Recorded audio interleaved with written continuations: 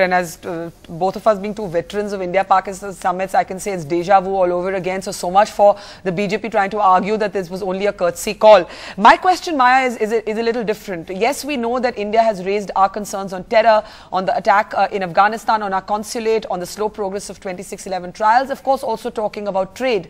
But surely Nawaz Sharif, being a smart politician that he is, knew when he walked into that meeting that all of this would be raised. Why should it in a sense, complicate at all what Pakistan will decide to come out and say on record? Of course, there's a nicety of speaking in India as opposed to, let's say, speaking in New York or Sharm el-Sheikh.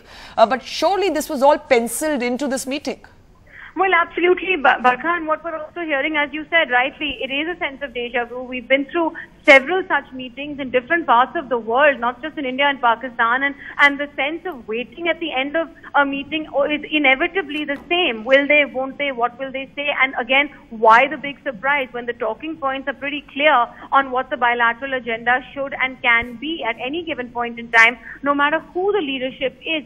So yes, in a manner of speaking, what has taken a turn over here? What has led to this element of delay? I won't say surprise, I won't sort of speculate and say surprise, but certainly an element of delay in the statement being issued by Pakistan, if indeed. And let's not forget that there was initially never any plan for Nawaz Sharif to have a press conference or a statement. In fact, he had been saying repeatedly to you as well that all his interaction, whatever interaction with the media was not going to be on camera at all.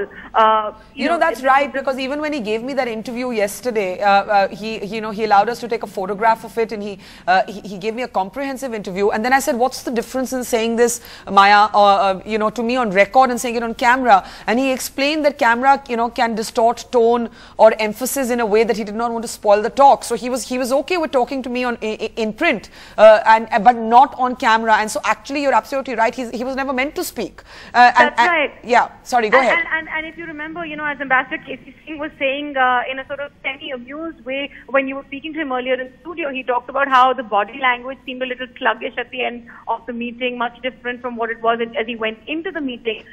So again, coming back to the same thing, we have been reporting based on what our sources are saying. Terror was raised, the sort of slow pace of trials in 2611 was raised, and the issue of sort of freeing up trade between the two countries, that is something that India and Pakistan have been talking about as potentially a deliverable which should be less controversial than things like terror. So, yes, if he expected to go in there meeting a new Prime Minister who was not going to raise all these issues that are sort of intrinsic to the India-Pakistan dialogue and the relationship, then obviously there was a miscalculation of some kind on the Pakistani side. Now, I'm of course speculating when I say that's perhaps what Nawaz Sharif may have thought, because we don't really know what notion he went into this meeting with. We've been hearing from the Ministry of External Affairs, been hearing right from the time these invitations were sent out, that it was not an invitation singling out Pakistan. It was an invitation to SAARC leaders, and Pakistan happens to be Maya, it is also the only bilateral where Indian officials have actually put out a story unofficially through sources as to what was raised. So it's not as if India is not treating this bilateral differently from the others. Well, yes, that is true, and I think partly we are also responsible for that, because in our own coverage of these bilaterals, we have not ourselves focused very much on the others. So, it is a bit of a catch-22, which one came first. Now, having said that, there's always an amount of interest in the India-Pakistan talks, as you well know, as I well know, than there is in any other relationship, be it Afghanistan or Sri Lanka, two very key countries with whom Prime Minister Modi had meetings with today. So it's very hard to, again, sort of pinpoint what the reason for the delay is, what the thinking was, but things that were raised, from what we believe our sources tell us, are not things that are unusual as far as the dialogue process with Pakistan is concerned, no matter at what level. But I'm actually going to hang up the phone and go towards that section now, because there is some movement. We don't know. Actually, just keep your phone on, Maya, because we've lost the live feed. We've lost the live video feed, so don't hang up. Don't hang up. In case he does speak, just hold your phone to him. We can't get anywhere near him. The Delhi police has managed to create a safe distance between the cameras and reporters and Nawaz Sharif himself, if it is indeed Sharif. So I am right now trying to make my way forward and see just what's going on. There has been some movement, like I said, but again, unclear on whether that's just officials shuffling about and giving us another indication that he's on his way, or something more significant than that, Barkha. But you know, Maya, we know from the Indian perspective, our concerns on terror were brought up as a country, but Pakistan is also going to let it be known to its journalists that they brought up Kashmir. I mean, I don't know why we act every time like it's back to the drawing board. We already know what both sides would have said. Absolutely. And I think having said that, we already know what both sides would have said. I think maybe we need to ask ourselves the question about, you know, why it is indeed a surprise to any of us when we're reporting. And Barkha, I think you'll bear me out on this. When our sources have told us terror and 26/11 were raised, did you not feel yourself the same kind of deja vu I have felt it's in 2008 when India, which is of course not to take away from the gravity of terror being this shadow hanging over India and Pakistan. It's not to take away from that. Not in the least. Yes. Not in the least to take away from the gravity of that situation, but pointing out that these issues are indeed issues that continue and remain sort of in the sort of forefront of the dialogue process with Pakistan. And so, you know, they are serious issues, but they have not been met with any kind of long-term resolution. And from what we report every time these meetings take place, it's one step forward, two steps back.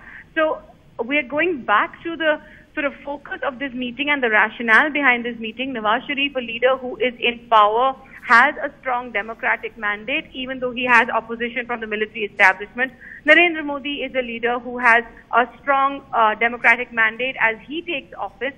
He's made the first move and indicated an interest in looking at foreign policy pretty seriously. In fact, I don't know if you do, any prime minister who on his first day in office has had bilaterals with 8 regional leaders. Absolutely unusual.